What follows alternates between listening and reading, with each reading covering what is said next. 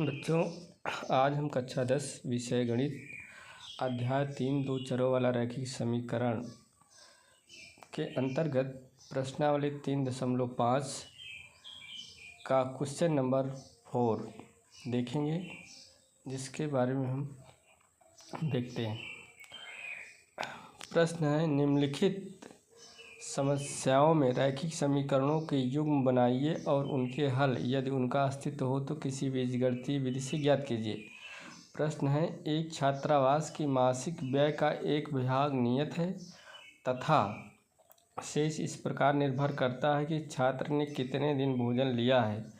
जब एक विद्यार्थी ए को जो 20 दिन भोजन करता है, रुपया 1000 छात्रावास के व्यय के लिए अदा करने पड़ते हैं, जबकि एक विद्यार्थी बी को जो 26 दिन भोजन करता है, छात्रावास के व्यय के लिए 1180 रुपये अदा करने पड़ते हैं। नियत व्यय और प्रति दिन के भोजन का मूल्य ज्ञात कीजिए। तो इसका सॉल्यूशन इस प्रकार देखते हैं। माना नियत व्यय x रुपया तथा प्रतिदिन भोजन का मूल्य y रुपया है। अब प्रथम शर्त के अनुसार हम देखते हैं, नियत व्यय प्लस 20 गुणा प्रतिदिन भोजन पर व्यय बराबर 1000 रुपया। तो x प्लस 20y बराबर कितना होगा? 1000। द्वितीय शर्त के अनुसार नियत व्यय प्लस 26 दिन का प्रतिदिन भोजन के हिसाब से दोनों का टोटल व्यय कितना है? 1180, अर्थात x प्लस 26y बराबर 1180। समीकरण 2। अब हम समीकरण 1 और 2 को हल करेंगे। x प्लस 26y बराबर 1180, x plus 20y is equal to 1000। समीकरण 1। समीकरण 2 में से 1 को घटाने पर, जब घटाएंगे तो x बराबर है गुणांक, तो x से x कैंसिल हो जाएगा। 26y में से 20y घटाएंगे, कितना होगा? 6y। और 1180 से 1000 घटाएंगे तो 180 होगा। y बराबर कितना हो जाएगा? 6y बराबर 180। तो y बराबर 180/6, तो 6 त्रिक 18। y का मान कितना आ जाएगा? 30। y का मान समीकरण 1 में रखने पर, तो x प्लस 20y बराबर 1000, x प्लस 20 गुणते 30 बराबर 1000, x प्लस 2 तिहाई 600 बराबर कितना? 1000। पक्षांतर करेंगे तो x बराबर 1000 माइनस 600, अर्थात x बराबर कितना आ जाएगा? 400 रुपया। अतः नियत व्यय है, फिक्स व्यय जो है वो 400 रुपया है तथा प्रतिदिन भोजन का व्यय कितना है? 30 रुपया है। अगला प्रश्न देखते हैं हम।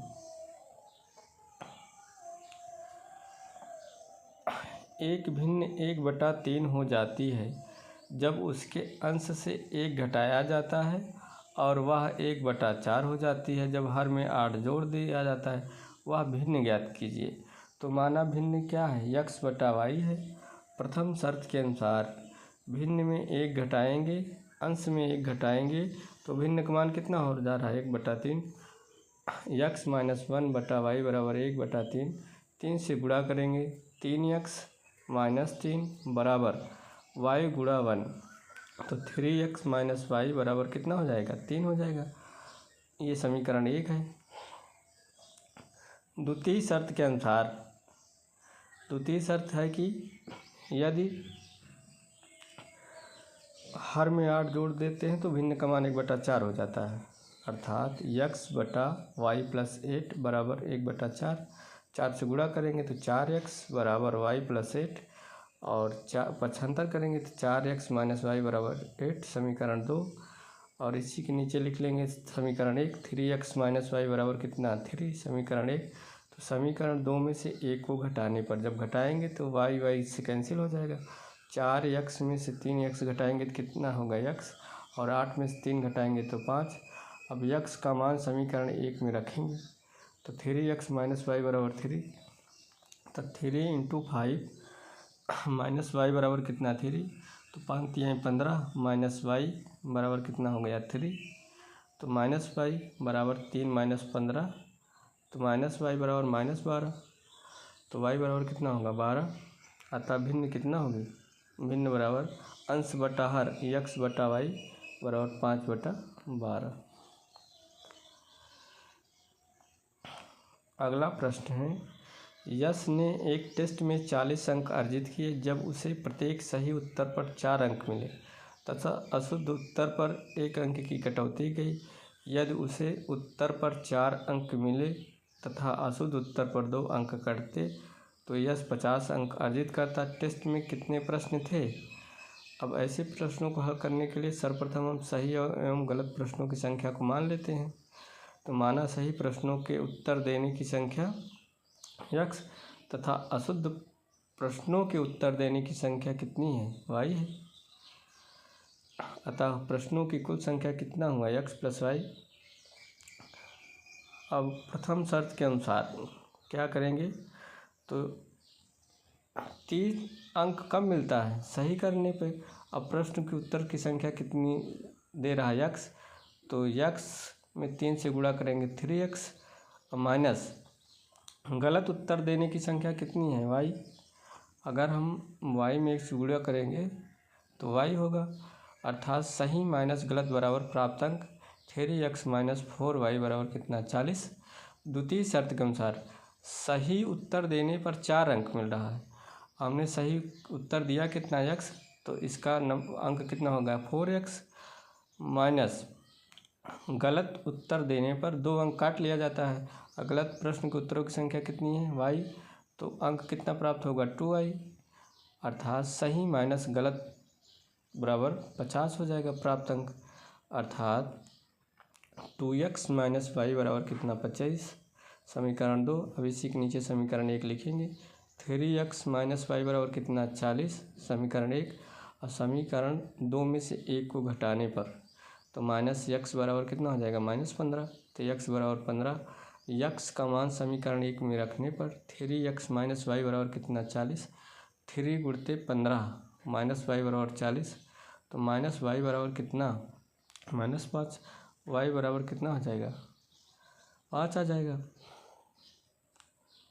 अतः टेस्ट में कुल प्रश्नों की संख्या पूछा है तो जितने प्रश्न सही थे जितना गलत था, यक्स प्लस वाई 15 प्लस 5 कितना हो जाएगा 20 हो जाएगा। अब देखते हैं पार्ट 4। एक राजमार्ग पर 2 स्थान ए और बी 100 किलोमीटर की दूरी पर है। एक कार ए से तथा दूसरी कार बी से एक ही समय पर चलना प्रारंभ करती हैं तथा वे 5 घंटे पश्चात मिलती हैं। दोनों कारों की चाल बताइए। अब इस प्रश्न को हल करने के लिए माना कार ए की चाल x किलोमीटर प्रति घंटा तथा कार बी की चाल y किलोमीटर प्रति घंटा है। अतः 5 घंटे में कार ए द्वारा चली गई दूरी बराबर चाल गुणते समय, तो 5 × x हो जाएगा, दूरी बराबर चाल गुणते समय। अब 5 घंटे में कार बी द्वारा चली गई दूरी कितना होगी, 5 गुणते y। प्रथम शर्त के अनुसार 5x माइनस 5y बराबर कितना है 100 है, तो 5 कॉमन ले लेंगे। कॉमन लेके जब भाग देंगे तो कितना होगा x माइनस वाई बराबर 20, समीकरण 1।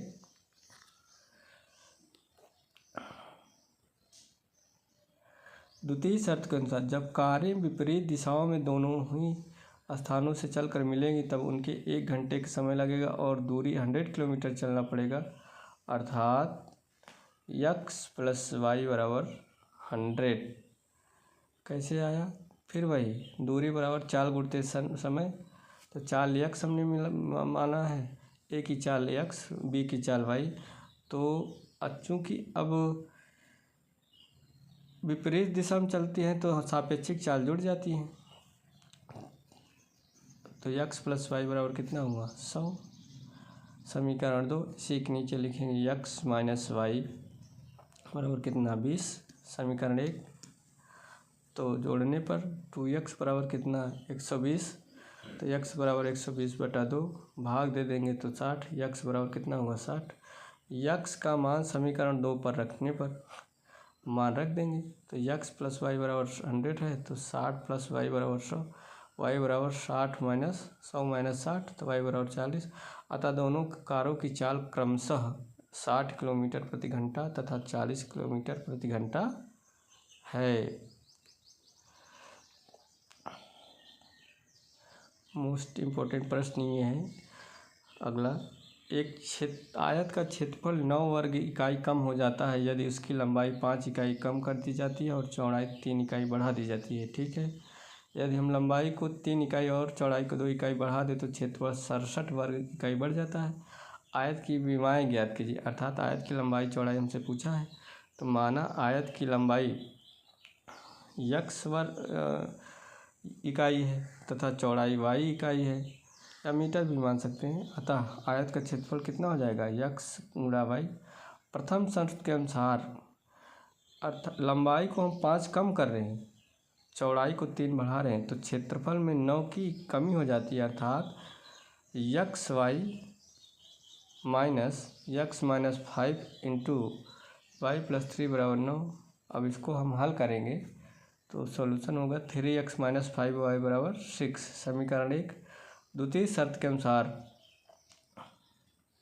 अगर हम लंबाई को 3 वृद्धि कर दें तथा चौड़ाई को 2 बढ़ा दें तो क्षेत्रफल 67 वर्ग इकाई बढ़ जाता है, अर्थात x plus 3 into y plus 2 जो क्षेत्रफल प्राप्त होगा उसमें से माइनस XY करेंगे तो 67 आ जाएगा। अब इसको सॉल्यूशन करेंगे तो 2x plus 3y is equal to कितना आएगा, 61, समीकरण 2। अब इसी के नीचे लिखेंगे समीकरण 1, 3x माइनस 5y बराबर कितना, 6, समीकरण 1। अब यहाँ पे हम गुणा कर लेंगे समीकरण 2 में 3 से तथा समीकरण 1 में 2 से गुणा करने पर 3 दूना 6x प्लस 3 त्रिका 9y बराबर 3 एक 9 3, 3 6 18। अब 2 से गुणा करेंगे समीकरण 1 में तो 2 तिहाई 6x माइनस 2 पंचे 10y बराबर 2 6 12। ये समीकरण हुआ 4। जब घटाएंगे तो चिन्ह बदलेगा, तो चिन्ह बदलेगा -12, ये प्लस 10 हो जाएगा -6x से 6x कैंसिल हो जाएगा, 10 9 19y 183 में से 12 घटाएंगे कितना होगा, 171। और 19 से 171 में 19 से भाग देंगे तो 19 आएगा, 9 आएगा, 19 9 या 171। अतः आयत की लंबाई कितनी है, x का मान 17 होगा। वर्ग इकाई या केवल इकाई, और चौड़ाई कितनी हो जाएगी, 9 मीटर या इकाई। ये हमारा अभी आंसर होगा।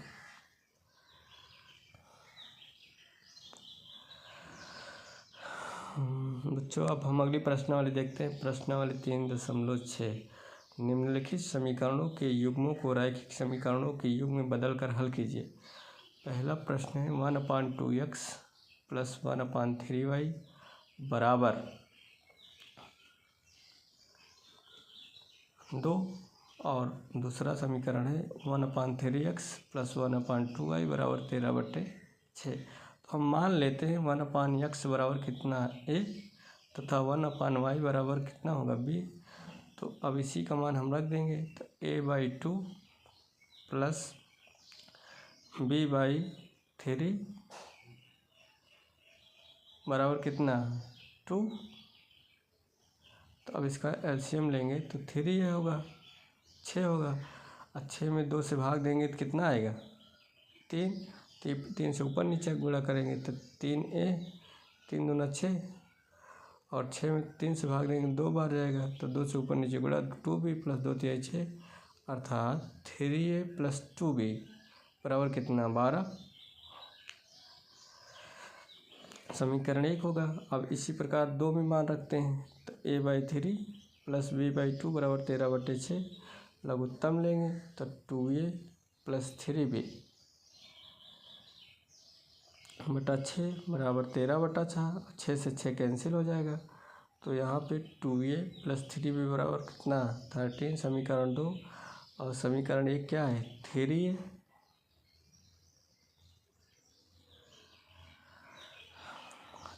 प्लस 2b बराबर कितना, 12, समीकरण 1। अब यहाँ पे हम गुणांक बराबर कर लेंगे, तो गुणा करते हैं समीकरण 2 में 3 से, समीकरण 1 में 2 से गुणा करेंगे। 3 दूना 6, 3 त्रिक 6a प्लस 3 त्रिक का 9b प्लस 13 तिया 39, समीकरण 3।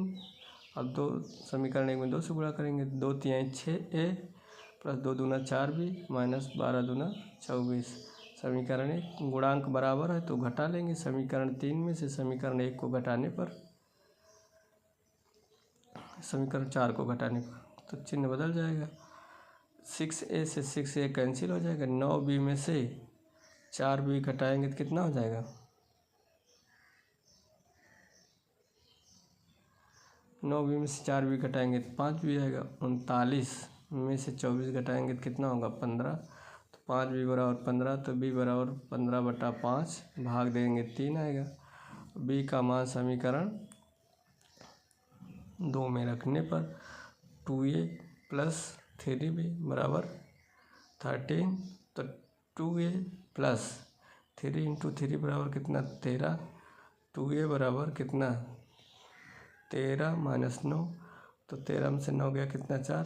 2a बराबर 4 हो जाएगा। तो a बराबर कितना होगा? 2 हो जाएगा। अतः 1/x बराबर a, तो 1/x बराबर 2, x बराबर 1/2, y बराबर कितना आ जाएगा? 1/3 आ जाएगा।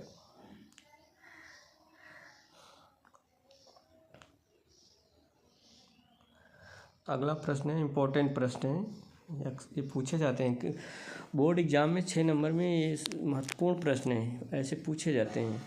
दूसरा है 2/√x प्लस 3/√y बराबर कितना? 2। और दूसरा समीकरण है 4/√x minus 9/√y is equal to कितना? -1। माना 1/√x बराबर कितना? a तथा 1/√y बराबर b। अब मान रख देंगे तो होगा कितना? 2a प्लस 3b बराबर कितना? 2। इसको हम मानेंगे समीकरण 1। 4a माइनस 9b बराबर -1, समीकरण 2। अब समीकरण 1 में 2 से गुणा करने पर गुणा कर देते हैं। 1 में करेंगे तो 2a, 2 दूना 4a, 2 तिया 6b प्लस 2 दूना 4, ये समीकरण 3 हुआ। इसी के नीचे समीकरण 2 लिख लेंगे। 4a माइनस 9b -1, तो समीकरण 3 में से 2 को घटाने पर, घटाएंगे तो चिन्ह बदल जाएगा। ये -1 है तो +1 हो जाएगा, +1 हो जाएगा। -9b है तो +9b, 4a प्लस है तो माइनस हो जाएगा। तो 4a से 4a कैंसिल, तो 9 6 15b बराबर 4 1 5, b बराबर 15b बराबर 5, तो b बराबर 5/15, तो हो जाएगा 1/3। 5 का 9 5, 5 3 15।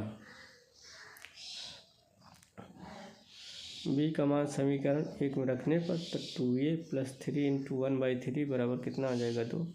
2a प्लस 1 बराबर 2, तो 2a बराबर 2 माइनस 1, 2a बराबर 1, तो a बराबर 1/2। अतः 1/√x बराबर कितना? एक मान कितना आया? 1/2। तो 1/√x बराबर 1/2, तो √x बराबर कितना होगा? 2 होगा। x बराबर दोनों को स्क्वायर करेंगे कितना हो जाएगा? 4 हो जाएगा। इसी प्रकार 1/√y बराबर कितना? b, तो 1 दोनों पक्षों को वर्ग करेंगे तो y बराबर कितना हो जाएगा? 9। अतः x बराबर 4, y बराबर 9, यही हमारा अभीष्ट उत्तर होगा।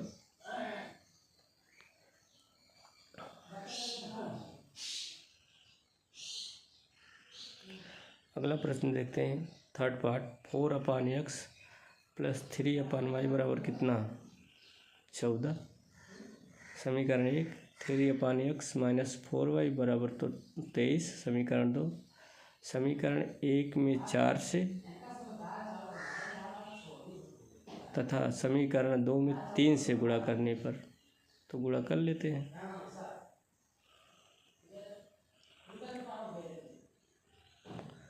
तो 16/x प्लस 12y बराबर, अब 4 से गुणा करेंगे तो 4 चौक 16, 4 3 12, 14 चौक 56, 16/x प्लस 12y बराबर 56। समीकरण 3 और समीकरण 2 में किससे गुणा करेंगे 3, तो 3 त्रिक 9/x माइनस 3 चौके 12y प्लस 23 3 69। समीकरण 2, समीकरण 3 और 2 को जोड़ने पर 12y में से 12y कैंसिल हो जाएगा भाई। 16 9 कितना हो जाएगा 25/x बराबर कितना 125।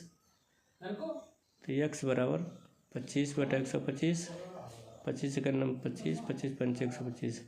तो x बराबर कितना हो जाएगा 1/5।